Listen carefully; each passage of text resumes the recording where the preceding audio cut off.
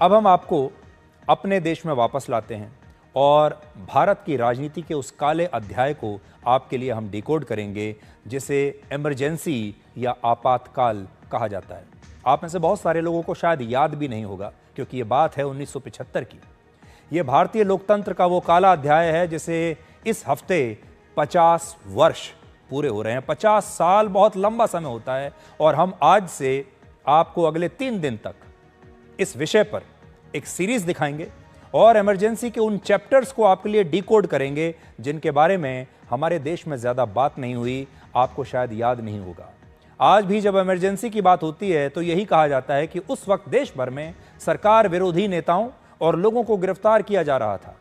विपक्ष के नेता गिरफ्तार हो रहे थे, फिल्मों और अखबारों पर सेंसरशिप लगा दी गई थी और लोगों के मानव अधिकारों और अभिव्यक्ति की आज़ादी को खत्म कर दिया गया था क्योंकि इंदिरा गांधी सत्ता में बने रहना चाहती थी। लेकिन एक सच्चाई यह भी है कि इस इमरजेंसी के तहत देश में वन पार्टी सिस्टम लागू करने की कोशिश हुई थी जिससे भारत में लोकतंत्र और संविधान का इसके बाद कभी कोई अर्थ नहीं रह जाता। आगे बढ़ने से पहले मैं आपको बस इतना बताना चाहता हूं कि अगर यह वन पार्टी सिस्टम उस समय लागू हो गया होता जो कि उस समय इंदिरा गांधी ने सोचा था तो आज हमारे देश की हालत चीन के जैसी होती। जो व्यवस्था इस समय चीन में है वही व्यवस्था हमारे देश में भी होती। उस समय इमरजेंसी का एक ही उद्देश्य था, भारत में ऐसी शासन व्यवस्था लाना जिसमें सत्ता सिर्फ एक पार्टी के पास रहे और सारे अधिकार और शक्तियां राष्ट्रपति को दे दी जाए। अगर उस दौर में यह व्यवस्था लागू हो जाती तो हमारा देश भी लोकतांत्रिक रूप से आज वैसा ही होता जैसे आज का चीन है। आज चीन में सिर्फ एक पार्टी का शासन है और वो है कम्युनिस्ट पार्टी ऑफ चाइना और भारत में भी शायद ऐसा ही होता और वो पार्टी होती कांग्रेस पार्टी ऑफ इंडिया। फर्क बस इतना है कि भारत में इसकी जगह कांग्रेस पार्टी सत्ता के केंद्र में आज होती और बाकी किसी विपक्षी पार्टी का आज कोई वजूद नहीं होता। और ये बातें हम अपनी तरफ से नहीं कह रहे बल्कि आज मैं अपने साथ कुछ किताबें लेकर आया हूं, आज कुछ दस्तावेज लेकर आया हूं और एक ड्राफ्ट की कॉपी लाया हूं जिसमें इस बात का जिक्र किया गया है। इनमें एक पुस्तक का नाम है Indira Gandhi and the years that transformed India. यह पुस्तक आज मैं अपने साथ लेकर आया हूं, ये देखिए, और इसे इतिहासकार श्रीनाथ राघवन ने लिखा है। अब मैं आपको बताता हूं इसमें क्या लिखा है। इसमें इमरजेंसी नाम का एक चैप्टर है जिसमें लिखा है कि आपातकाल के वक्त भारत में अधिनायकवादी शासन था जिसका मतलब होता है सत्ता सिर्फ एक नेता या एक पार्टी के पास सीमित रहेगी। सत्ता का एक नेता या एक पार्टी के पास सीमित हो जाना। उस समय इंदिरा गांधी के शीर्ष नौकरशाहों यानी सरकारी अफसरों और कांग्रेस में इंदिरा गांधी के वफादार और करीबी नेताओं ने देश में राष्ट्रपति शासन की एक नई प्रणाली पर जोर देना शुरू किया। यह वो सिस्टम होता जो सारी कार्यकारी शक्तियों का केंद्रीकरण कर देता और इसमें बाधा डालने वाली सुप्रीम कोर्ट और हाई कोर्ट को एक तरीके से साइडलाइन कर देता और इसमें संसद की ताकत भी बहुत कम हो जाती और इंदिरा गांधी को प्रधानमंत्री के बजाय राष्ट्रपति बना दिया जाता।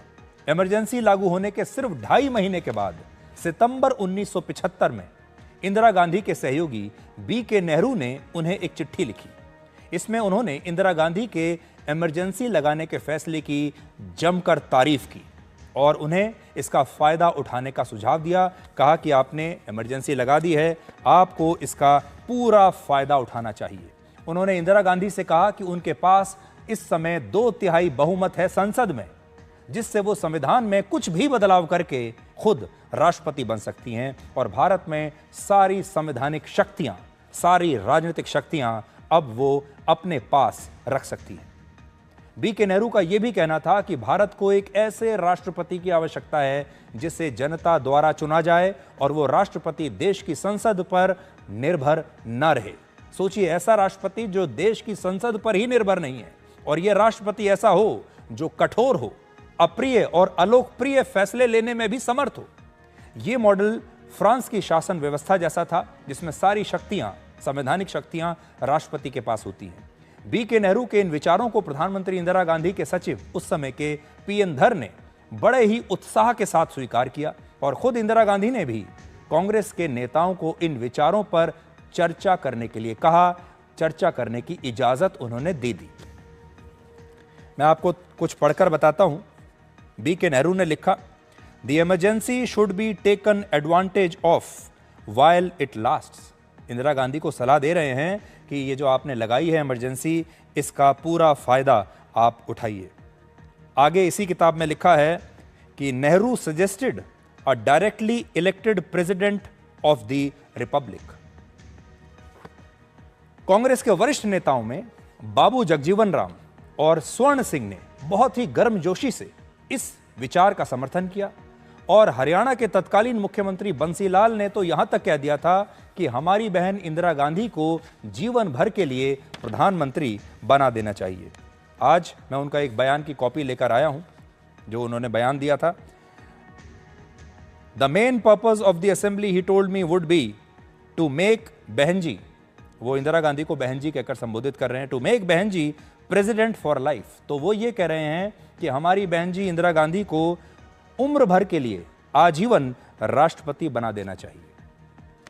तो मैंने अभी आपको शब्दशः उनका बयान पढ़कर बताया और उन्होंने यही कहा कि हटाओ इस चुनावी बकवास को, यह शब्दशः उनका बयान था, हटाओ इस चुनावी बकवास को और हमारी बहन इंदिरा गांधी को जिंदगी भर के लिए राष्ट्रपति बना दो। बहुत सारे लोगों को लगता है कि इमरजेंसी लगाने का फैसला सिर्फ इसलिए लिया गया था क्योंकि इलाहाबाद हाई कोर्ट ने इंदिरा गांधी को चुनावों में सरकारी शक्तियों का दुरुपयोग करने के लिए दोषी पाया और उन्हें प्रधानमंत्री के पद से इस्तीफा देने के लिए कहा और उनके चुनाव लड़ने पर भी रोक लगा दी। बात सिर्फ इतनी नहीं थी, बात बहुत आगे की थी। सच यह है कि इस फैसले ने इमरजेंसी को देश में लागू कराया। फ्लैश पॉइंट तो यही था, लेकिन इमरजेंसी लगाने की योजना इससे पहले ही बन चुकी थी। एक और पुस्तक है जिसका नाम है the emergency a personal history और इसे मशहूर पत्रकार कुमी कपूर ने लिखा है। इसमें वो लिखती हैं कि इमरजेंसी लगने से 6 महीने पहले ही पश्चिम बंगाल के मुख्यमंत्री सिद्धार्थ शंकर रे ने इंदिरा गांधी को एक पत्र लिखा और उन्हें देश में इमरजेंसी लगाकर विपक्ष के नेताओं की बड़े पैमाने पर गिरफ्तारियां कराने का सुझाव दिया। अब सोचिए, तब तक तो इलाहाबाद हाईकोर्ट का यह फैसला नहीं आया था, उससे पहले ही सिद्धार्थ शंकर रे ने यह चिट्ठी इंदिरा गांधी को लिख दी थी और इमरजेंसी का सुझाव दे दिया था और कह दिया था कि विपक्ष में जितने भी बड़े नेता हैं सबको गिरफ्तार करके जेल में डाल दो। और बाद में इंदिरा गांधी ने किया भी वही। ऐसा कहा जाता है कि इसके पीछे एक मंशा यह भी थी कि देश की सत्ता में कांग्रेस हमेशा के लिए स्थायी हो जाए और इंदिरा गांधी आजीवन भारत की या तो राष्ट्रपति बन जाएं या प्रधानमंत्री बन जाएं। मतलब मंशा यह है कि वो देश की मुखिया बन जाएं, चाहे वो राष्ट्रपति के तौर पर रहें या प्रधानमंत्री के तौर पर रहें, और आजीवन वो इस पद पर रहें। बिना इमरजेंसी लगाए ऐसा करना मुमकिन नहीं था और जब इमरजेंसी लागू हुई तो कांग्रेस में इंदिरा गांधी के प्रति वफादार रहने वाले नेताओं ने उन्हें ऐसा करने का सुझाव दिया, खुशी खुशी दिया, क्योंकि सब इंदिरा गांधी को खुश करना चाहते थे। और इंदिरा गांधी ने भी बड़ा खुश होकर इस पर अपने बाकी नेताओं को विचार विमर्श करने की सहमति दी कि आप लोग बैठिए, कमिटी बनाइए और इस पर विचार कीजिए कि ये कैसे हो सकता है। और इसी विचार को बल देने के लिए दिसंबर 1975 में एक दस्तावेज जारी हुआ जिसका नाम था a fresh look at our constitution और उसे लेकर कुछ सुझाव, सम सजेशंस। आप सोचिए इसमें क्या कहा जा रहा है। इसमें कहा जा रहा है कि अपने संविधान पर अब हम एक फ्रेश लुक, मतलब संविधान के बारे में दोबारा से पुनर्विचार करेंगे और उसकी कॉपी भी आज मैं लेकर आया हूं और इसमें प्रमुख रूप से 3 सिफारिशें की गई। पहला, प्रधानमंत्री और कैबिनेट की सामूहिक जवाबदेही खत्म करना और कानून बनाने, बजट पास करने और अन्य प्रमुख फैसलों में राष्ट्रपति को सर्वोपरि बनाना। दूसरा, संसद की शक्तियां, संवैधानिक शक्तियां कम कर देना और उसे प्रतीकात्मक यानी सिर्फ दिखावे तक सीमित कर देना, संसद की ऐसी स्थिति कर देना। और तीसरा, सुपीरियर काउंसिल ऑफ जुडिशरी की स्थापना करना, एक नई council, superior council of judiciary.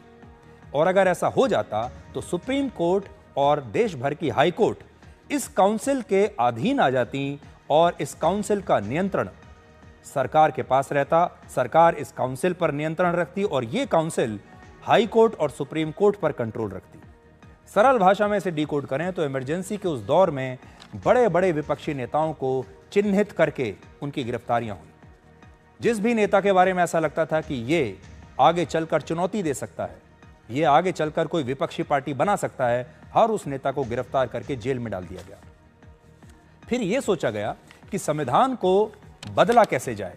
बदला जाएगा और ऐसी व्यवस्था बनाई जाएगी जिसमें इन विपक्षी पार्टियों के नेताओं के पास कोई लोकतांत्रिक ताकत न बचे। और तीसरा, जब ये विपक्षी नेता अदालतों में भी जाएंगे तो अदालत भी इनकी मदद ना कर पाए, क्योंकि हमारे देश की हाई कोर्ट और बाकी की अदालतें और सुप्रीम कोर्ट भी इस व्यवस्था में सरकार की मुट्ठी में आ जाती। इन सारी बातों को ध्यान में रखते हुए एक कमेटी बनाई गई जिसे संविधान में संशोधन पर विचार करना था। और इस कमेटी में कुल मिलाकर 12 सदस्य थे और इस कमेटी की अध्यक्षता कर रहे थे स्वर्ण सिंह, जो इंदिरा गांधी के बड़े भरोसेमंद नेता थे और भारत के उस वक्त के रक्षा मंत्री थे। सोचिए, रक्षा मंत्री को ही यह जिम्मेदारी दे दी कि आप कमेटी बनाइए, कमेटी में बैठिए और सोचिए कि संविधान को कैसे बदला जा सकता है। और इंदिरा गांधी और कांग्रेस में जिस हिसाब से फैसले लिए जा रहे थे, उससे यह तय लग रहा था कि भारत में लोकतंत्र अब एक पार्टी और एक नेता तक सीमित हो जाएगा। लेकिन कुछ ऐसा हुआ कि यह हो नहीं सका, क्योंकि उस समय लॉ कमीशन ऑफ इंडिया के चेयरमैन थे जस्टिस पी.बी. गजेंद्र गढ़कर, और उन्होंने तत्कालीन प्रधानमंत्री इंदिरा गांधी को एक चिट्ठी लिखी और कहा कि संविधान में संशोधन की आवश्यकता हो सकती है, लेकिन अगर सिर्फ कांग्रेस पार्टी के नेताओं की एक कमेटी बनाकर वो ये फैसला लेगी तो ये उचित नहीं होगा। आपको अगर फैसला लेना है तो आपको एक विस्तृत कमेटी बनानी होगी। सिर्फ एक पार्टी के नेताओं की कमेटी बनाकर आप ये नहीं कर सकते। ये वो आपत्ति थी जिसने इंदिरा गांधी को रोकने का काम किया। हालांकि इंदिरा गांधी ने दूसरा रास्ता चुना और उन्होंने भारतीय संविधान में 42वां संशोधन कर दिया। इसके तहत सुप्रीम कोर्ट और हाई कोर्ट की शक्तियों को सीमित कर दिया गया और यह फैसला हुआ कि सरकार अगर कोई कानून बनाती है तो अदालतों के पास उसकी समीक्षा के लिए ज्यादा संवैधानिक शक्तियां नहीं बचेंगी। दूसरा, इससे राज्यों के पास अपने मामलों पर, अपने विषयों पर नियंत्रण कम हो गया, जिससे टकराव और क्षेत्रीय दलों की प्रभावशीलता जो थी वो कम हो गई। यानी राज्य सरकारों को बिल्कुल कमजोर कर दिया गया। राज्य सरकारों की ऐसी स्थिति कर दी गई कि अब वो अपने फैसले, अपने राज्य के बारे में फैसले नहीं ले सकते। केंद्र सरकार के पास सारी शक्तियां आ गई। दूसरा, इस प्रकार की चीजें की गई कि जितने भी हमारे देश में जो क्षेत्रीय पार्टियां हैं उनकी शक्तियां कम हो जाएं, क्षेत्रीय पार्टी को चलाना मुश्किल हो जाए। जिस संविधान का निर्माण डॉक्टर भीमराव अंबेडकर ने किया, उस संविधान को इंदिरा गांधी ने पलट कर रख दिया। और जब वो ऐसा कर रही थी तब कांग्रेस में उनके लिए वफादार नेताओं ने उन्हें आजीवन राष्ट्रपति या प्रधानमंत्री बनने के लिए कहा। हालांकि इंदिरा गांधी ऐसा कर नहीं पाई और बाद में जनता पार्टी की सरकार ने अदालतों की शक्तियां कम करने वाले संशोधन को जब वो सरकार में आए तो रद्द कर दिया।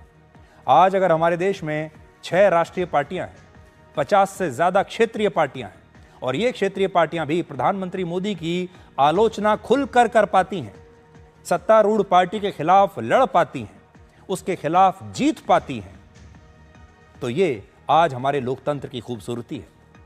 और ब्लॉक स्तर पर भी आज विपक्षी पार्टियों के नेता प्रधानमंत्री मोदी पर जो चाहे टिप्पणी करते हैं, राष्ट्रपति पर टिप्पणी कर पाते हैं, दिन रात केंद्र सरकार के फैसलों की आलोचना कर पाते हैं, दिन रात उन पर राजनीति करते हैं। तो इसका कारण यही है कि उस वक्त इंदिरा गांधी अपने मकसद में कामयाब नहीं हुई।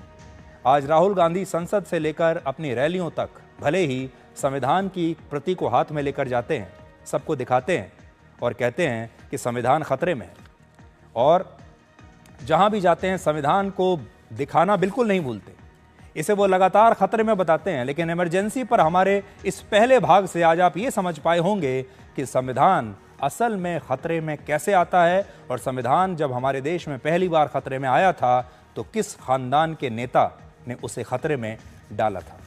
और बार बार मैं आपसे ये कहता हूँ कि ये तो इस देश की किस्मत अच्छी थी कि इंदिरा गांधी अपने उस मंसूबे में कामयाब नहीं हुई। अगर हो जाती तो आज हमारी स्थिति बिल्कुल चीन जैसी होती, जहां एक ही पार्टी का शासन होता, विपक्ष नाम की चीज नहीं होती, लोगों के पास मानव अधिकार नहीं होते और अभिव्यक्ति की आज़ादी समाप्त हो चुकी होती।